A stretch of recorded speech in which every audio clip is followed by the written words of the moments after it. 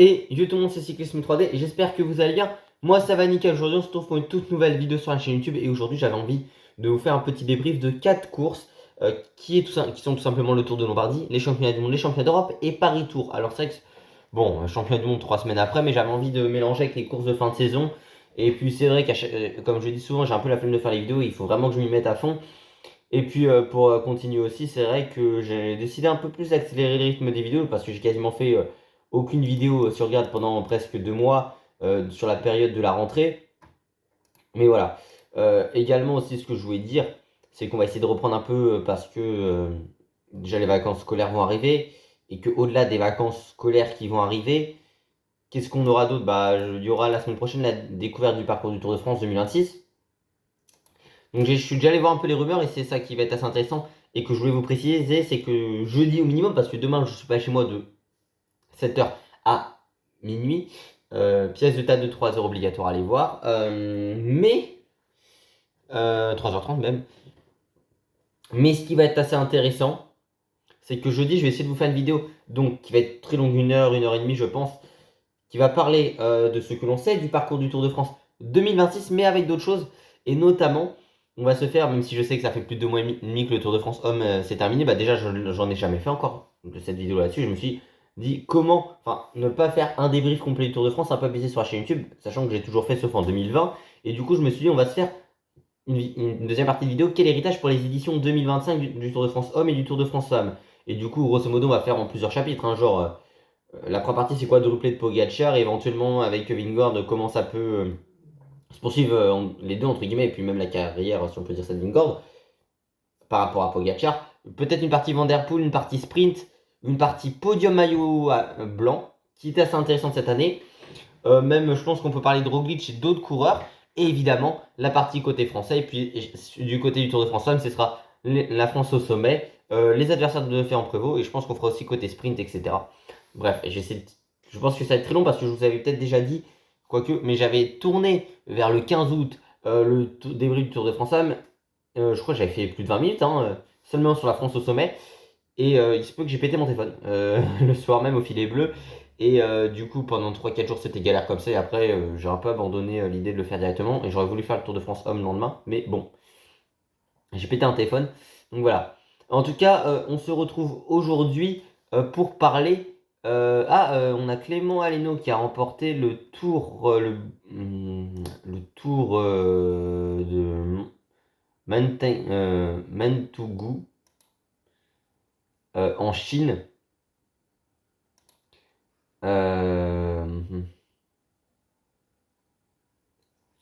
Je sais pas si c'est une course qui est considérée comme World Tour. Pas World Tour, ça c'est sûr, mais je veux dire de haut niveau. On va peut-être voir sa liste. Ouais. Il n'y avait pas beaucoup d'équipes au départ. Euh... J'ai un doute si les 2.2, c'est pas des semi-pro. Bref. En tout cas, l'objectif aujourd'hui, ça va être d'aller parler de ce Tour de Lombardie. Et du coup, de ce Tour de Lombardie qui a été remporté par la cinquième.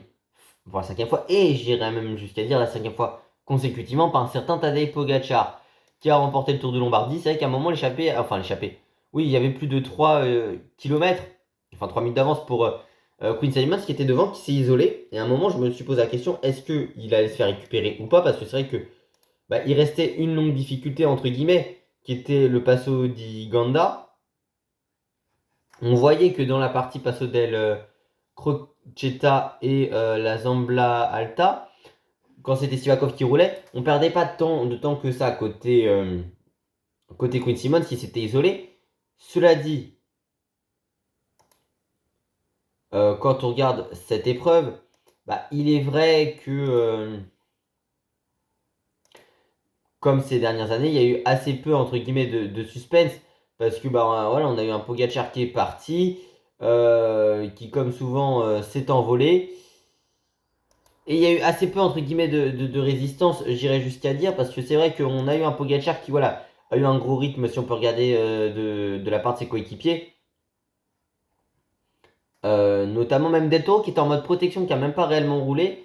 J'ai peut-être récupéré les autres coéquipiers. Il a eu Yates n'a pas roulé, Yates s'est fait distance assez tôt, mais on a eu un gros rythme de Sivakov dès qu'il s'est écarté. On a eu quand même un Rafal Makia qui était très fort et je voudrais un peu rendre hommage quand même là-dedans, entre guillemets, à Rafal Makia parce que Makia qui a fait un très gros rôle aujourd'hui, mais enfin aujourd'hui sur le Tour de Mardi, Pogacar qui lui a fait un petit geste et Makia ça fait toujours bizarre, je dis, parce que c'est vrai que les coureurs avec lesquels j'ai grandi, avec lesquels j'ai apprécié le cyclisme, partent de plus en plus à la retraite depuis 2-3 ans. C'est vrai que les saisons 2023-2024, je prenais quand même un peu de plaisir en regardant les courses, mais moins pourtant, c'est vrai qu'il y a une nouvelle génération qui arrive, qui est très prometteuse. En plus, c'est des coureurs qui sont nés dans les années 2000, donc assez proches de mon âge, ou même qui ont quasiment le même âge que moi pour Paul Sexas, parce que Sexas, il a 4 mois de plus. Et forcément, bah, tu t'y attaches quand même un peu et t'aimes bien. Et moi, j'aime bien cette génération-là, mais ça fait juste bizarre de plus trop voir les coureurs avec lesquels j'ai grandi, entre guillemets, performer. Et voilà, c'est vrai que Maïka, bah, moi, ça me rappelle forcément Tour 2014 et 2016 maillot à poids. Quand il lançait même les attaques de Contador à la Tinkoff, voilà, et même à la Bora, quand il était un leader à certains moments. Donc je voulais quand même un peu rendre hommage, mais surtout Jevan qui a fait un énorme relais. Jevan, Maïka et Jevan dans la dernière, enfin avant-dernière ascension, donc le Passo di Ganda, qui ont fait un très gros tempo, qui ont mis tout le monde dans le rouge. On a eu un Julien Lafilippe qui quand même a été très solide, il faut le souligner. Julien Lafilippe qui était aux côtés vraiment de Michael Storer. J'ai beaucoup aimé l'organisation de la Tudor. Alors c'est vrai que j'en ai même pas parlé, mais du Julien Lafilippe, incroyable sa victoire à Québec. Il faut le signaler aussi au Grand Prix de Québec. Alors il a été malade sur le championnat du monde qu'il a dû abandonner avec une intoxication alimentaire. Mais ça reste, pour tous ceux qui en doutaient encore, un coureur exceptionnel, Julien Lafilippe. Comme je me posais à un moment la question, parce que je me suis rappelé qu'il avait toujours gagné au moins une course depuis son passage en professionnel en 2014, et je m'étais dit, est-ce que cette année, il va le réaliser? Et il l'a fait sur Québec. Énorme, bah, il est parti à 60, en tout cas, là, il est marqué avec 73 km d'échappée sur PCS. Il a anticipé et il n'a jamais été repris. Il bat Sivakov et Alberto Bettiol en attaquant dans la dernière ascension. Sur la limite était un peu chaud, entre guillemets, dans le final, mais il a su gérer.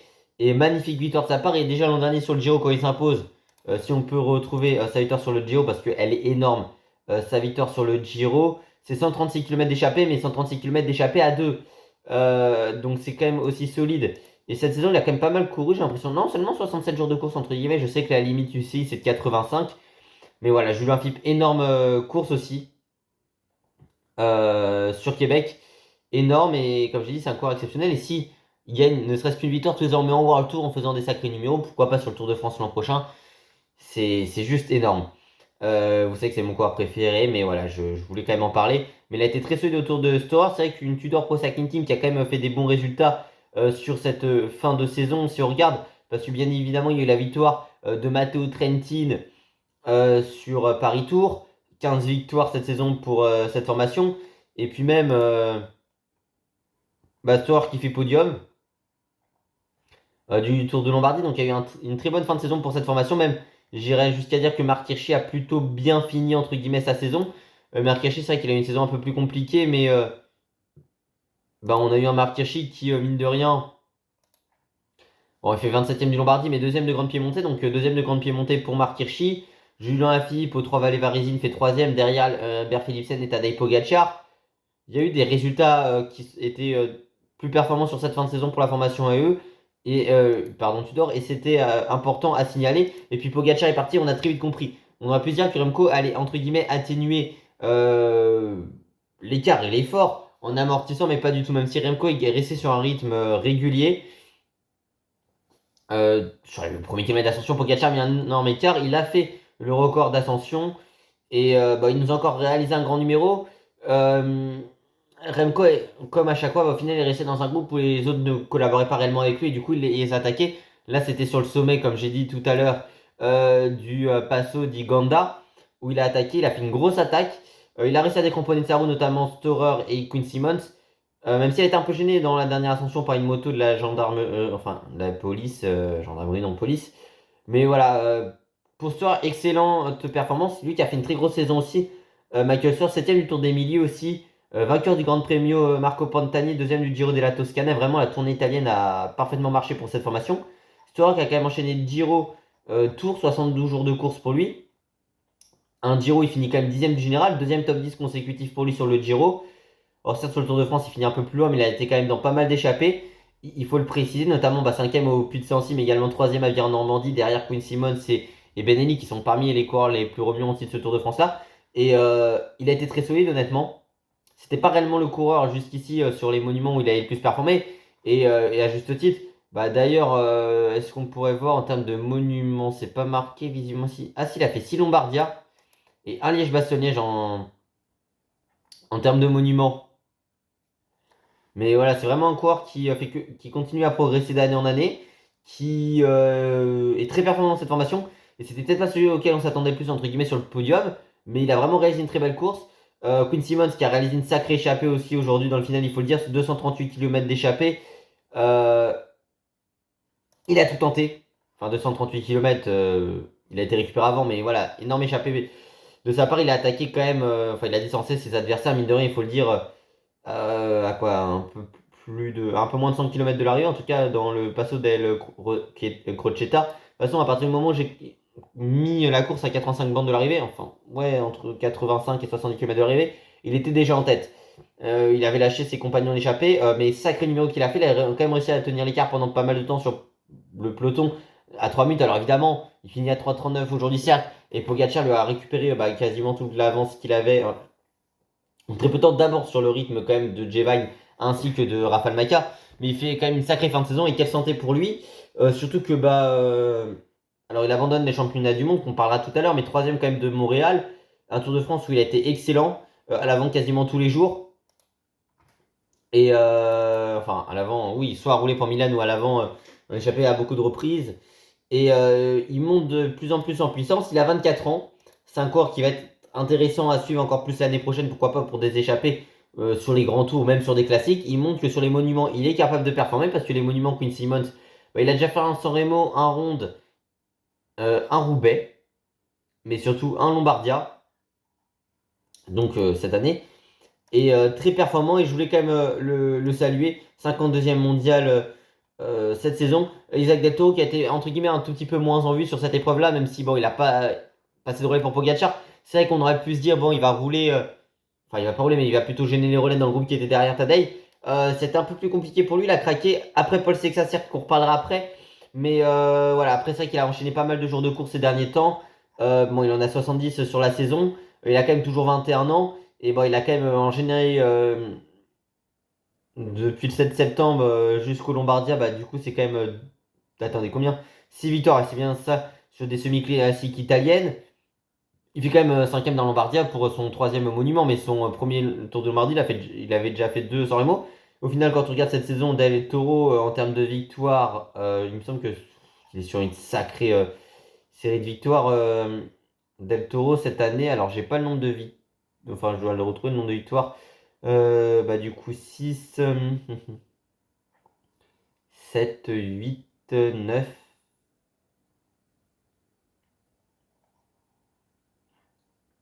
Ouais, c'est ça, il a 15 victoires, il me semble, dans cette saison. C'est ça, 15 victoires, parce qu'il gagne Milan-Turin, et au final, quasiment toutes ses victoires, enfin une grande partie de ses victoires ont été en Italie, celle sur l'étape du Giro aussi. Bon, il gagne 3 étapes sur le Tour d'Autriche, plus le général. Euh, et il y a aussi Getcho et Thérèse de Lebré qui gagnent, mais voilà, 6 victoires sur des semi-classiques italiens. Il a quand même enchaîné Grand Prix Industria et Artigianato, Toscana, Premio Città di Peccoli.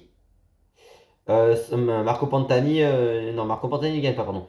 Matteotti gagne, il gagne également au Giro d'Emilia et au Grand Piemonte, des huitièmes des trois vallées varisines.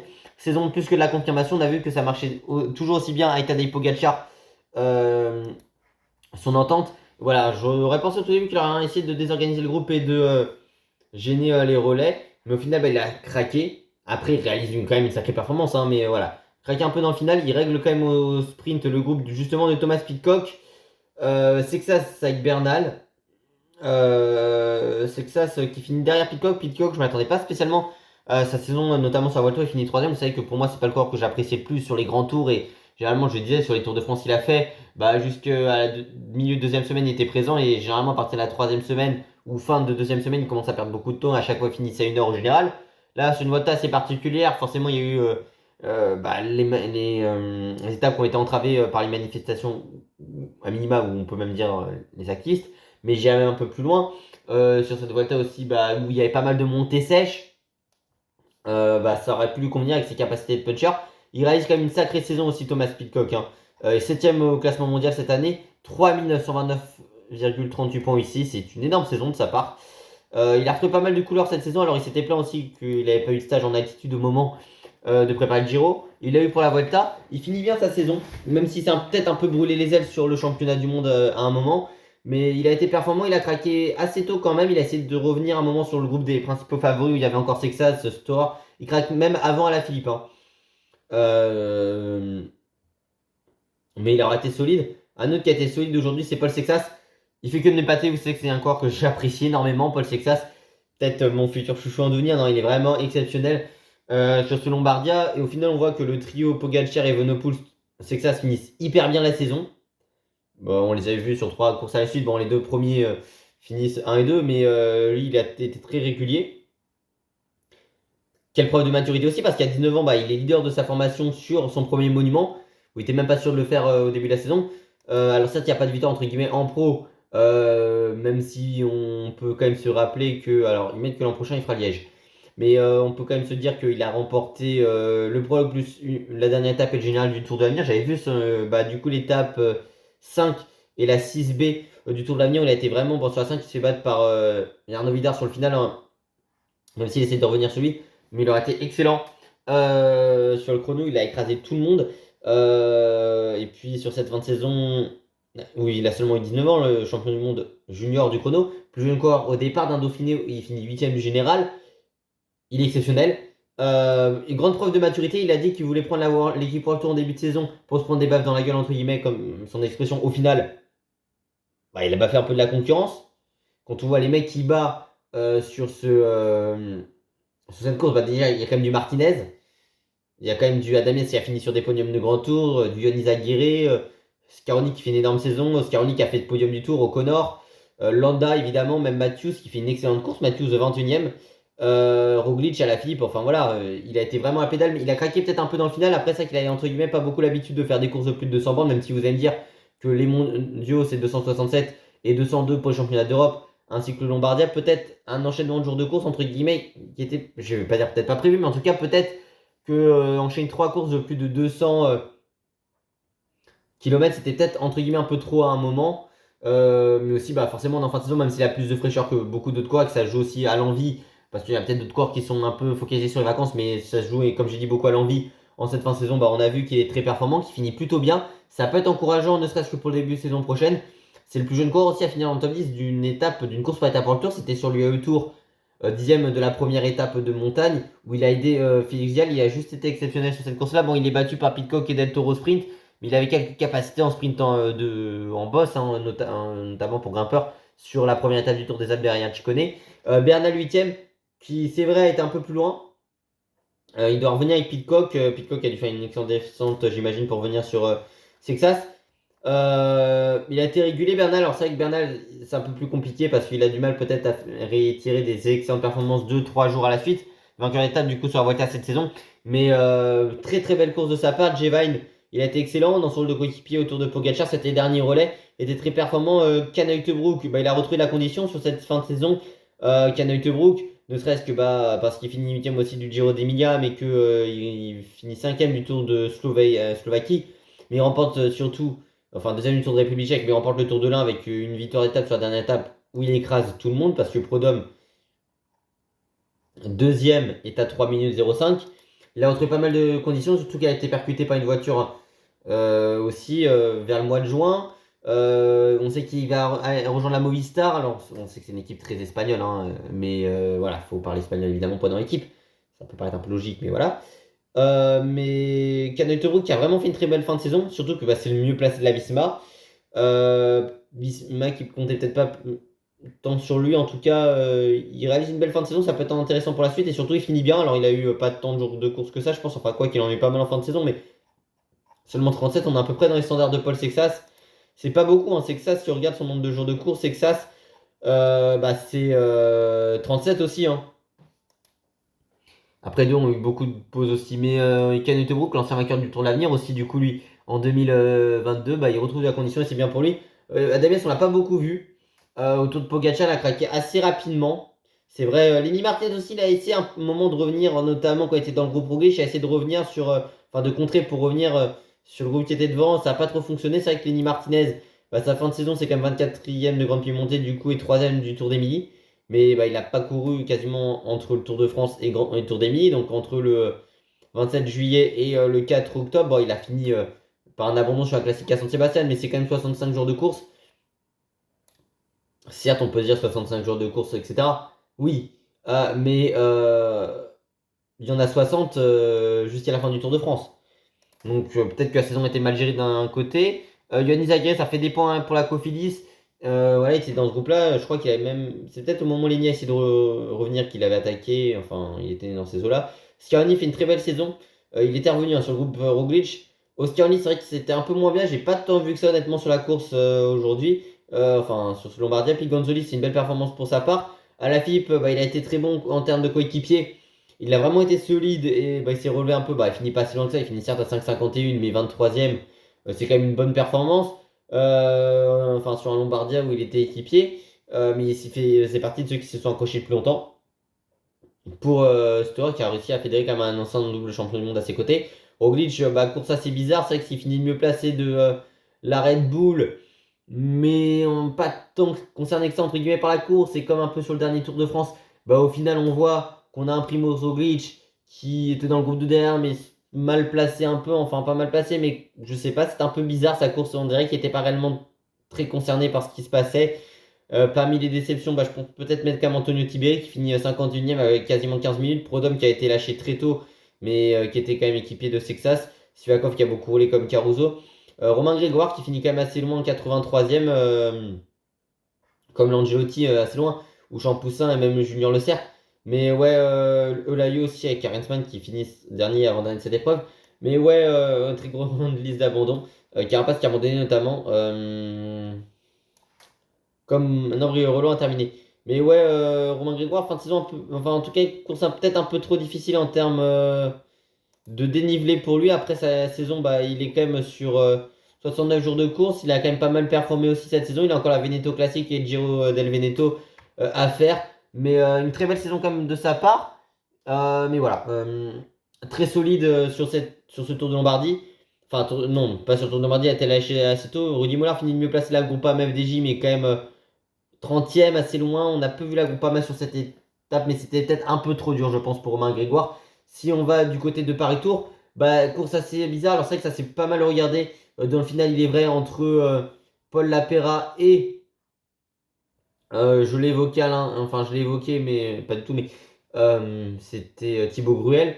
Ils ont tenté après ça que dans le final, ils se sont un peu regardés. On a pu se dire, oui, ok, il y a Bissegger, même s'il n'est pas du tout rapide, qui aurait pu tenter un coup du kilomètre et qui roulait pas derrière. Après, ça reste des corps jeunes, même si la Pirate a remporté des courses au plus haut niveau. Hein, forcément, quand tu gagnes une étape sur le Tour de Pologne et l'an dernier sur le tour du Pays Basque, tu as la capacité en World Tour. Mais peut-être que dans ce final, il est un peu appréhendé. Il y avait du monde pour sa formation qui aurait pu revenir derrière, il est vrai. Mais ouais, assez étonnant, entre guillemets, enfin, comment ils se sont regardés. Et je le sentais un peu venir, surtout qu'ils avaient qu'à peine 10 secondes d'avance. C'était monté à 40 secondes, mais c'était très vite revenu. Ils ont gardé quasiment la même cadence de 40 km de l'arrivée jusqu'à ce qu'ils partent, fassent récupérer. Bah, tout coureur qui a une crevaison n'est jamais revenu. Je pense notamment à Arnaud Delis qui avait de la condition, même s'il était un peu malade, notamment vers Binche, Team et Binche, mais qui a été dépanné par son équipe, mais qui est jamais revenu. On peut penser même à Olaf Koy dans ce cas-là, et bah, Mathieu Brennan, surtout qui devait attendre Olaf Koy. Mados, top 15, il a été un peu acteur, mais il a essayé de suivre la Pera et Gruel, mais sans succès. Il était à quelques mètres, il n'a jamais pu revenir. Kovia était acteur de la course pour la UAE. Côté Vacek, il m'impressionne toujours. Mathias Vacek roule toujours, tout simplement. Il est à l'aise sur tous les terrains et il a une capacité incroyable à rouler. Toujours, pas avoir d'effort. Alors, il a un peu craqué dans le final, mais il y a aussi un moment dans une des côtes où on dirait qu'il met un peu pied à terre, peut-être sur un trop gros développement ou en tout cas sur une des côtes. Je crois que c'est la côte la plus difficile. Limite, faudrait que je la retrouve si je l'ai par hasard. Elle doit être bah, je crois que c'est la côte de la Rochère, si j'ai pas de bêtises. Ça doit être celle-ci, à 400 mètres à 9,7% de pente moyenne. Bah oui, il arrive à revenir et à contrer, mais je sais pas honnêtement ce qui lui était arrivé à ce moment-là. Peut-être un accrochage qui a fait que il a perdu le contact. Mais en tout cas, il est énorme. Bisseger qui a essayé de lancer la PA, qui a mis une pointe de vitesse, mais ça n'a pas marché. Albert Philipsen est très très performant. Philipsen, il faut le dire. Deuxième des trois Vallée Varesine entre Alaphilippe et Pogacar. Au Giro Next Gen, il fait top 15. Mais il est très performant aussi. Il est légèrement plus jeune que plus vieux que Paul Sexas. Enfin, il est du 3 septembre, quoi. Donc, ils ont à peine 3 semaines d'écart. Dixième du Giro d'Emilia. Il fait une très belle fin de saison également aussi. Quatrième sur route et du chrono au championnat du Danemark. Au Tour d'Hongrie, finit troisième du général. Donc, il y a eu des très bonnes performances. Sixième de Expo de Francfort et vainqueur de Paris-Roubaix Espoir. Il n'a pas fait la course Espoir, effectivement, emporté par Maxime de Comble, cinquième du Tour de l'Avenir, le français qui sera chez la Groupama FDJ en prochain. Mais ouais, Albert Philipsen qui a été excellent sur cette course-là. C'est vrai qu'il a une pente de vitesse. On l'a vu dans le final. Mais bah, c'est vrai que j'aurais pu. Ouais, on aurait pu dire que ça aurait pu. On savait pas si. Pardon, je m'embrouille un peu, mais on savait pas si ça allait réellement rouler pour lui dans sa formation. Bon, on a vu avec Mathias Vacek que ça a été plutôt pas mal. Donc voilà.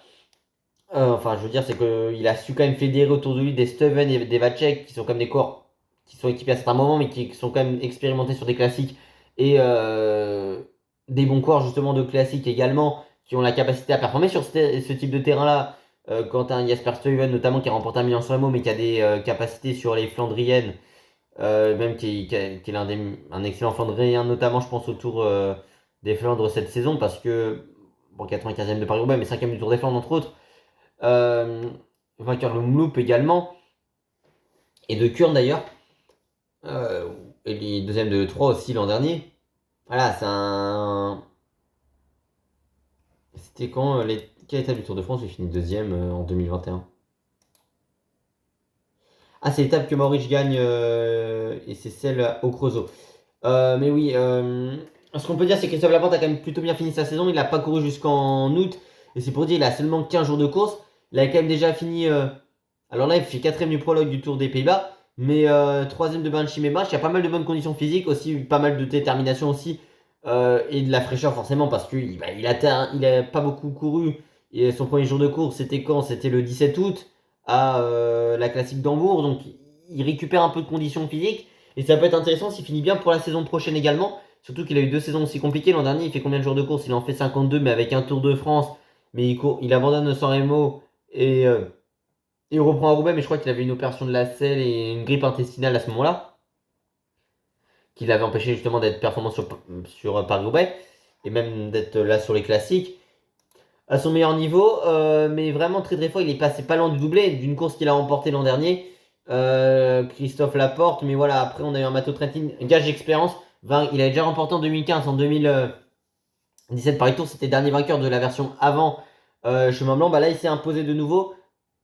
Il était très offensif aussi aujourd'hui. Bah, c'est l'un des premiers qui met une grosse attaque avec Godon sur l'un des chemins blancs. L'un des premiers chemins blancs, peut-être le deuxième ou troisième secteur, où on a Décathlon roule pas mal. Mais voilà, il a été acteur très bien placé et il a su suivre le bon coup. 5 ans d'expérience. Matteo Trentin, à quel âge? Il a 36 ans.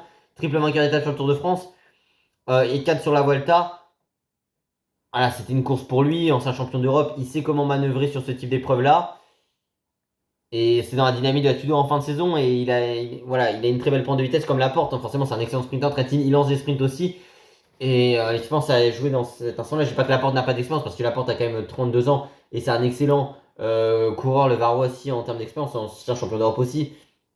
Il était quand même appliqué en 9 de moyenne. Mais ce que je veux dire, c'est que Trentin a su parfaitement manœuvrer dans ce final-là. Et Laporte n'a jamais pu réellement le remonter. Gruel et Lapierre, j'en ai un peu parlé. Bah, c'est vrai que Godon était en jambes, mais finit un peu loin, entre guillemets. Enfin, c'est vrai qu'il était, je sais pas, parce qu'il était à un moment forcément dans le groupe où il y avait 4 AG2R, dans le groupe de contre, et il allait pas rouler derrière, et c'est logique, un de ses coéquipiers qui est devant. Alors c'est vrai qu'il s'est imposé aussi la veille sur le Tour de Vendée, qui était déjà une épreuve de plus de 200 bornes. Mais la dernière manche de Coupe de France. Mais pour terminer en plus, ouais, c'était sa dernière course à Dorian Godon avec des 4. C'est ça. Bah, il a été bon, mais c'est vrai qu'à un moment il roule pas, il s'est peut-être fait piéger aussi sur un des secteurs à pas suivre. Bon, il règle quand même le sprint du peloton, mais voilà. C'était une course intéressante pour lui. Koubis, peut-être j'allais dire un manque d'expérience, en tout cas, c'est vrai qu'il monte en puissance sur ces courses-là. Après, c'est vrai qu'il s'est battu par Madouas ou Page au sprint. Il a pas flairé le bon coup, ça c'est sûr. Quand le groupe part avec Trentin, Laporte, même c'est Laporte un moment relance entre les deux Lidl quand bah, justement ils prennent un ravitaillement. Je crois que c'est Philipsen qui doit prendre un bidon à ce moment-là. Il met une très belle attaque à la sortie d'un secteur. C'est là justement où l'écart commence à pas mal baisser. Mais il a été vraiment très performant. Aussi, du coup, Laporte, contrairement à Koubis qui a pas suivi ce coup-là, et c'est vrai que c'était dommage. Après, il était peut-être un peu esselé dans le final. Mais ça c'est performant. Je voulais quand même saluer Arnaud Démarre aussi.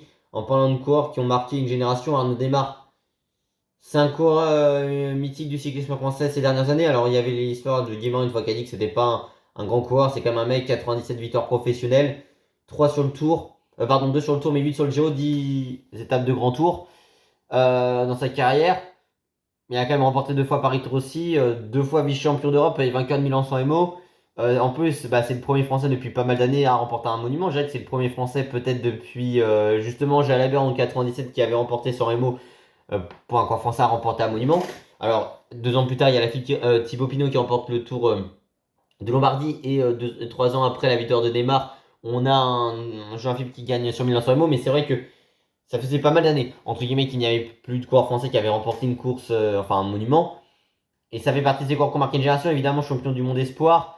Il y a eu des saisons, je pense notamment à la saison 2020 où il gagne 14 victoires en professionnel, où il marchait sur l'eau. Même les fous, wow, sur le Tour de France, des fois il certes il a terminé hors délai, mais des fois aussi où il s'est bataillé, je pense, en 2018 pour gagner son étape à Pau. Tous les jours étaient lâchés, mais à chaque fois, on se dit, il va peut-être pas passer délai. Et au final, il était là. Ce Tour de France-là, on aurait pu se dire, pour encore de sa trempe, bah, même s'il était peu en confiance, il avait quand même essayé de faire ses sprints dans son coin. Non, il s'est mis au service d'un Kevin Vauquelin qui a réussi à fédérer toute son équipe à ses côtés. Et c'est un grand monsieur du cyclisme français qui a su se mettre au service, même s'il y a eu des problèmes avec David Gaudu. Je pense notamment sur sa fin de saison 2023, sur sa fin de Ria avec la Groupama FDJ et le clash qu'il a eu avec David. Mais il a quand même un moment ne serait-ce que fait lancer David Gaudu pour un sprint bonification sur ce Paris-Nice là. C'est un coureur très performant, une personnalité aussi importante du cyclisme. Et oui, une bonne personnalité de ce qu'on a pu voir Arnaud Démarre. Et voilà, c'est triste qu'il parte aussi à la carrière, enfin qu'il parte à la retraite. Je pense que Boigny aussi prend sa retraite, enfin il a pris sa retraite, mais Adrien Petit aussi, même Bardet, Pinot, c'est une grande. Ouais, c'est une génération de cyclisme français talentueuse qui part. Alors Démarre était de quelle année? Il était de 91, ouais, il a un an de plus qu'Alaphilippe. Il y a la fille Barguil qui sont à peu près là-dedans. Et sinon, bah, c'est vrai que Laporte, mais Laporte a 2 ans de moins que Démarre. Et après, bah, c'est vrai qu'on a cette ancienne génération-là, entre guillemets, qui part. Après, il y a la génération intermédiaire, puis la jeune génération qui s'annonce excellente et qui, on espère, pourra remporter un maximum de victoires et marquer sa génération. Mais voilà, et marquer pourquoi pas histoire. Je veux parler des championnats du monde, toujours sur Pogacar. Bah, championnat du monde, c'est vrai que j'ai pas débriefé, mais assez particulier parce que moi, j'ai commencé à regarder à 120 puis 100 km de l'arrivée. Course particulière, bah, c'est-à-dire qu'on a une attaque alors on a une échappée où c'était pas mal offensif, effectivement, déjà on finit qu'à 30 coureurs, c'est à préciser. 3 coureurs français à l'arrivée. L'équipe de France a voulu faire une course offensive, alors on a eu Alaphilippe et Barry qui ont abandonné assez tôt. On avait Jean Bernard qui a été dernier récupéré l'échappée au sommet du Mont Kigali, un Mont Kigali où dans les dernières rondes très difficiles, on a une attaque de Pogacar. On a Remco qui était embêté par ses problèmes de selle, qu'il a changé 2 fois de vélo, a été perturbé à ce moment-là, même ça aurait pu lui faire sortir de sa course, Remco Evenepoel. Pogacar, on a vu un Ayuso qui a tout donné pour rester dans sa roue. Et on sentait que ça allait faire peut-être, pourquoi pas, un petit clash. Parce que c'est vrai que Pogacar et Ayuso, c'est une notoriété publique. Que Pogacar ne peut pas supporter Ayuso, limite depuis le Tour de France l'an dernier, forcément. Où Ayuso, il voulait pas trop rouler tout le temps pour Pogacar. Il y a l'histoire où il abandonne sur un Covid, mais que Pogacar ne voulait pas de l'avoir, justement, qui court à ses côtés. Cette saison, à part les championnats, ils ont jamais couru ensemble. Et puis même, Pogacar félicite Del Toro quand il prend le maillot rose sur le Giro. Et sur Vélo Magazine, on nous a dit est-ce que Pogacar l'aurait fait pour Ayuso? Non. Ayuso a voulu montrer qu'il était le patron. Il quitte la UAE pour la Lidl Trek. Mais il a essayé de tout donner pour s'accrocher. Alors c'est vrai que sur un développement assez petit, il a eu peut-être un peu de mal à faire la transition entre le mont Kigali et le mur de Kigali où Del Toro est revenu sur eux, en plus c'est un trio à eux, et Del Toro il a voulu lui faire la peau, je pense, avec Pogacar à Ayuso, et ils l'ont lâché, mais il s'est mis trop dans le rouge, Del Toro qui 2 tours après, limite, était en train de craquer. Pogacar il a quand même attendu un peu, ça aurait pu mettre un peu le doute, parce que Pogacar se serait dit ce jour-là, je vais peut-être pas non plus trop rester tout seul, mais bon, il a fait quoi, 70. 18 km d'échappée en solitaire. Ils sont quand même partis à 104 bornes. Mais ce que je voulais dire aussi sur cette épreuve-là, c'est qu'on a un Ayuso qui se serait brûlé les ailes ici comme sur le championnat d'Europe plus tard, mais qui a totalement craqué dans le mur de Kigali. Peut-être aussi un problème sur le rendement, lui qui est peut-être pas habitué au mont pavé par rapport à un Pogacar, notamment, même si Ayuso, même si Del Toro a volé sur cette surface-là. Mais c'est vrai qu'Ayuso a craqué, peut-être un problème dans le braquet à ce moment-là. Et aussi peut-être qu'il a pas mis assez de puissance sur ce secteur-là. Del Toro qui a craqué comme Ayuso, mais qui en finale, entre guillemets, se sont peut-être un peu refait la condition parce qu'ils finissent plutôt bien. Enfin, les écarts sont énormes. Mais je veux dire, par exemple, un Peacock qui était très longtemps avec Skelmos, avec Benelli et avec Remco Evenepoel a totalement craqué, il finit à quasiment 9 minutes. 10e.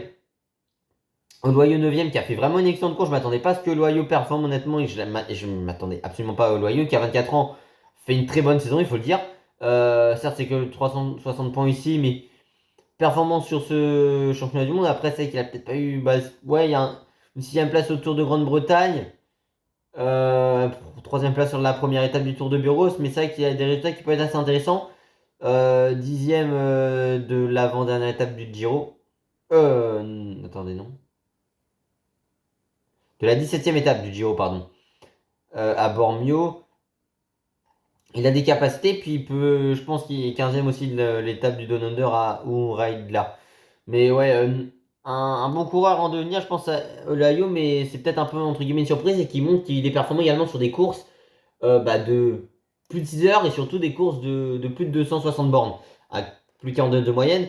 Skuns très fort, mais comme sur les JO l'an dernier, comme sur les championnats d'Europe une semaine plus tard, il a été très performant sur ces courses-là et on sait qu'il est bon sur les courses en circuit de championnat. Skelmos qui a craqué, c'est dommage pour lui de finir 4ème. Il aurait été quand même assez bon, mais voilà, Benelli était au-dessus de lui, même si Benelli avait un contretemps sur l'attaque de Pogacar, c'est un peu le trois types de Benelli. T'as le Benelli virevoltant qui attaque et à 40 bornes et qui va s'imposer en solitaire. T'as le Benelli qui a un contretemps et qui, quand il est à contretemps, est assez agaçant parce qu'il relance à chaque fois, il fait pas la différence et il perd la course comme ça. Notamment, je pense sur Amstel, il a pas suivi l'attaque de Pogacar à ce moment-là, ni quand Remco part, et il reste dans le groupe notamment Van Aert Matthews, et au final, il fait jamais la différence et il était piégé. Mais voilà, troisième, Remco Evenepoel a vu qu'à un moment ça roulait pas avec Elise Kelmoz. Il a essayé de partir comme une semaine plus tard. À juste titre, bon, il a essayé de limiter l'écart. Ça aurait pu le faire sur sa course, honnêtement, parce il perd même 30-40 secondes à un moment quand il change de vélo et que sa voiture a du mal à revenir. Mais voilà, c'est un championnat du monde, forcément, même s'il est triple champion du monde, du coup, sur cette saison du contre-la-montre et qu'il a été champion, il est actuellement champion du monde, champion d'Europe et champion olympique du chrono. C'est pas trop ce qu'il était voulu chercher, évidemment, je pense pour lui, une deuxième place. Euh, donc il va être assez déçu, mais voilà.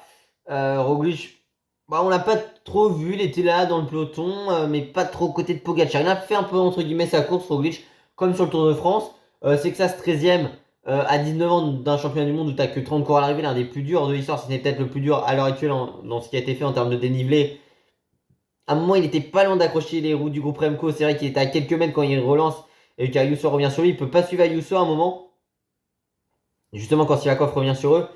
Mais c'est vrai que c'est dommage qu'il ait pas pu suivre le groupe Remco. Après, il a un peu craqué. C'était aussi sa course à la longue de sa carrière parce que les championnats de France étaient jusqu'à ce moment-là l'épreuve la plus longue qu'il avait eu à parcourir dans sa carrière.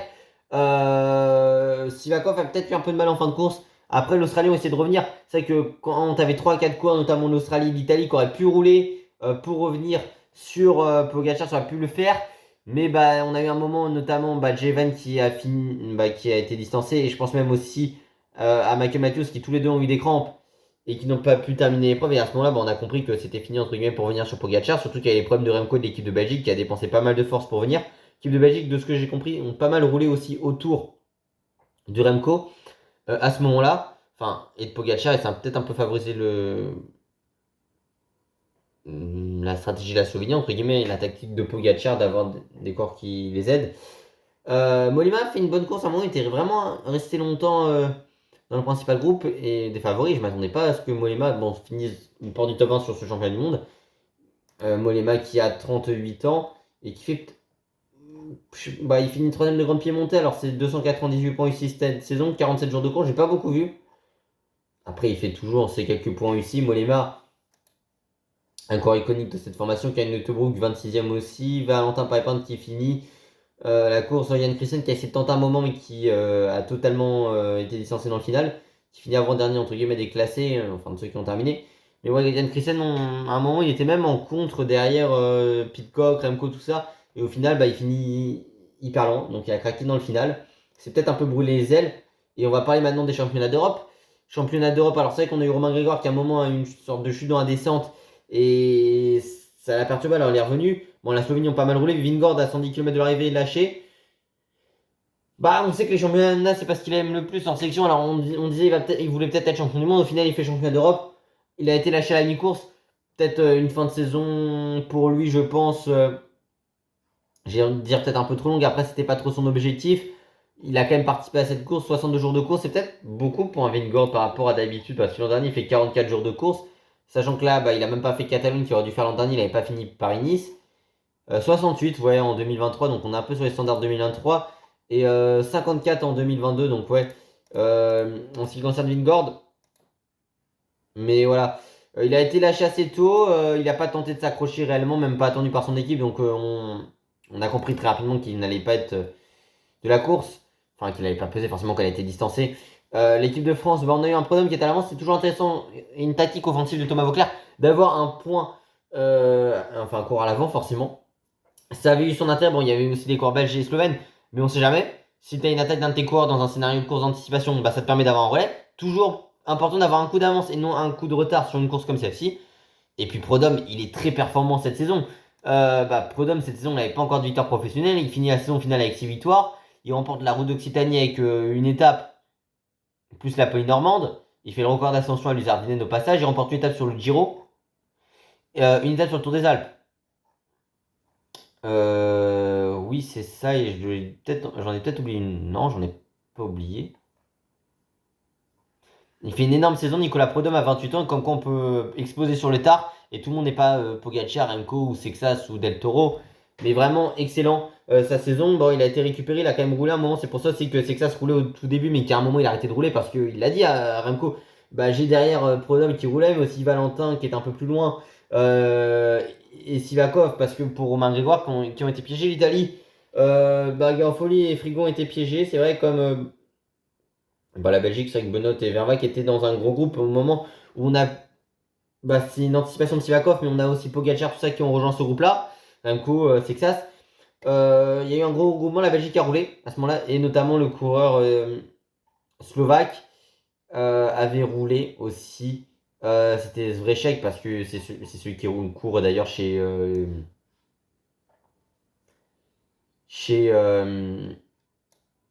Soudal. Mais voilà, après, comme j'ai parlé tout à l'heure, Skuin 5ème, il est revenu très fort. La même coiffe à Ayuso qui s'est encore une fois mis trop dans le dur. Peut-être un peu trop de pression qui s'est mis, je sais pas, à vouloir suivre Pogacar où il a craqué. Même si il a craqué assez tôt. Au final, c'est que ça, c'est Remco essaie de revenir. Enfin, d'accrocher Pogacar, même si c'est que ça, c'était au rythme. Il est revenu sur Remco Evenepoel qui avait été distancé par Pogacar. Ils ont un peu collaboré entre eux, puisqu'Aroni n'a quasiment pas passé de relais. Alors peut-être ça peut jouer avec eux. C'est que ça, c'est entre eux deux. Mais voilà, c'est vraiment Ayuso qui a un peu ramené Scaroni. Et. Ils ont roulé, même si pendant longtemps c'était Remco puis Ayuso qui ont fait le travail quand c'est que ça, c'est ce qui en ne roulait plus. Et puis bah, Remco, ça l'a un peu saoulé comme ça, champion du monde. Il est parti en contre. Et il finit à 31 secondes de Pogacar, qui a savouré comme dans le final pour le cours à faire le doublé, du coup, championnat du monde, championnat d'Europe, la même saison depuis Peter Sagan, mais c'était la première édition en 2016 à l'époque, où c'était d'abord championnat d'Europe puis championnat du monde. Tom Skjøn, ce cinquième, j'en ai parlé, qui a très très bien fini, mais si on n'avait pas d'image de l'arrière, il finit hyper bien.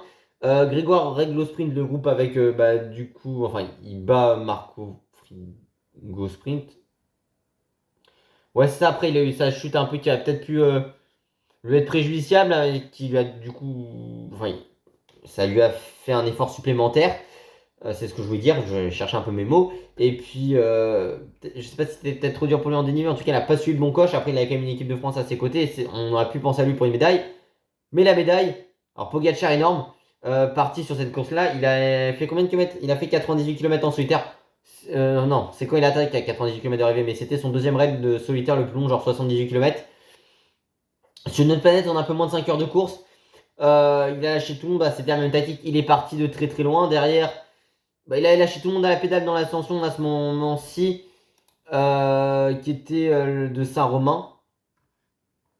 Et derrière, ça a été désorganisé pour essayer de revenir sur lui, même si à un moment, on n'était pas loin des 17-20 secondes pendant quelques instants. Ça a repris quelques secondes et puis après, ça a continué d'augmenter inexorablement et de manière linéaire. Et voilà, il a encore une fois battu Remco qui a tenté de revenir. Je pense que voilà, être battu à la fois sur Lombardia, championnat d'Europe et championnat du monde par Pogacar, il pouvait peut-être un petit peu s'y attendre s'il ne gagnait pas. Mais de la même manière, ça l'a un peu. Forcément, ça va agacer Remco qui a repris tard. Forcément, soit Flèche Bramanson qui remporte devant Van Aert au sprint. Il fait 45 jours de course. Il abandonne le tour avec une fracture de la côte. Enfin, avec une côte cassée même, je crois. Liège, bon, il finit très loin, mais la Flèche, il fait 9, troisième de l'Amstel. Romandie, cinquième du général, mais avec une victoire sur le dernier chrono. Le Dauphiné gagne le chrono, mais quatrième du général aussi, en étant un peu moins bien en montagne. Notamment, Johannessen était supérieur à lui en montagne sur cette épreuve-ci. Le Tour de France, il abandonne malgré une victoire sur le chrono. Mais il commence à être un peu en difficulté au général parce qu'il était encore troisième, mais il voyait sa marge sur Lipovic s'être réduite. Et puis le Tour de Grande-Bretagne, il gagne une étape, mais il finit deuxième du général. Et du coup, champion d'Europe et champion du monde du chrono. Et deuxième du Lombardia World et championnat d'Europe. Il est une marge au-dessus au chrono, mais là c'était assez compliqué par rapport à Pogacar. Et c'est vrai qu'il a craqué assez rapidement. Je pense qu'il a voulu rester trop longtemps dans la roue de Pogacar. Il s'est mis dans le rouge. Il a pu rester avec Sexas, passer quelques relais avant le retour, comme j'ai dit, de Scaroni et d'Ayuso. Ils ont collaboré, mais à un moment, il en avait marre de faire travailler pour tout le monde et il est parti. Et puis je voulais terminer par Sexas. Quel coureur, Paul Sexas. À un moment, je me suis dit, est-ce qu'il pouvait jouer la médaille? Est-ce qu'il aurait été possible? 19 ans, je le rappelle, il est en avance limite sur tous les coureurs en même âge. Mais ouais, énorme Paul Sexas, il faut le préciser. Et il marche sur l'eau sur cette fin de saison. Il ne s'attendait pas à être à un aussi haut niveau sur ce championnat d'Europe. Il va chercher une médaille de bronze. Je me disais, la France, quand même, quasiment avec Vauclair, tous les ans, il y a à peu près plus d'une médaille par an sur les courses auxquelles il a été sélectionneur, Thomas Vauclair. Ils ont fait une moyenne depuis qu'il est sélectionneur. Et ça aurait pu être pour ces championnats d'Europe à domicile en plus. Le public, il l'a encouragé tout du long de l'épreuve et il lui a rendu en le saluant à l'arrivée. Il a été acclamé et énorme. Et la bataille qui s'est faite, déjà, il explose. Enfin, il fait exploser Ayuso dans le Val d'Enfer. Il l'a au mental aussi lui, mais surtout Scaroni où il était à la relance, à la relance, à la relance. Il a fait que de l'harceler dans la dernière montée. Il a fait un écart qu'il a continué d'augmenter à chaque fois. Il n'a pas été pris au doute. Il aurait pu dire à un moment, je lâche peut-être pas dans le Val d'Enfer, dans la partie un peu, enfin, dans la première partie ni dans la deuxième aussi qui était difficile. Est-ce qu'il va parvenir dans la descente qui est un peu piégeuse? Est-ce que je suis au-dessus de ça? Est-ce que je peux le battre au sprint? Non. Il a montré que mentalement il était assez solide aussi et qu'il avait de la hargne. Il va chercher une troisième place sur un championnat d'Europe. Le plus jeune coureur sur un championnat d'Europe évidemment à faire podium et le plus jeune coureur à finir dans le top 10 d'un monument depuis 1980 et le plus jeune avant lui c'était Morgado, 5ème l'an dernier déjà d'une course qui se nommait, mesdames et messieurs, le Tour des Flandres. Et voilà, il a été juste énorme, Paul Sexas, il m'impressionne de plus en plus. J'espère que ce sera, pourquoi pas, la future star du cyclisme mondial et qui battra énormément de records qu'on n'a pas fait depuis quelques années dans le cyclisme français, mais il continue la tradition. On voit que les coureurs français performent de plus en plus ces dernières années. Mais il a été énorme, Paul Sexas. Et très humble aussi, mais assez lumineux et judicieux, surtout dans sa stratégie de course. Et c'est ça qui est assez intéressant. Et on peut évidemment physiquement être très très performant, etc. Mais il y a le mental qui joue évidemment. Et il est vraiment solide là-dessus, honnêtement. Et surtout dans la tête mentale, mais aussi bien conçu, je pense, et la tête sur les épaules. Et voilà, j'ai adoré sa course, Paul Sexas. Il y a eu la stratégie évidemment de pas rouler un moment. Et puis il a quand même réussi à battre ses adversaires, quand même du Ayuso et du Scaroni. Scaroni a gagné une étape sur le Giro cette année. Il a marché sur l'eau, il était numéro 1 mondial en début de saison, Scaroni. Et puis on a quand même eu, il a remporté la classique VAR et la première étape ainsi que le général du Tour des Alpes-Maritimes.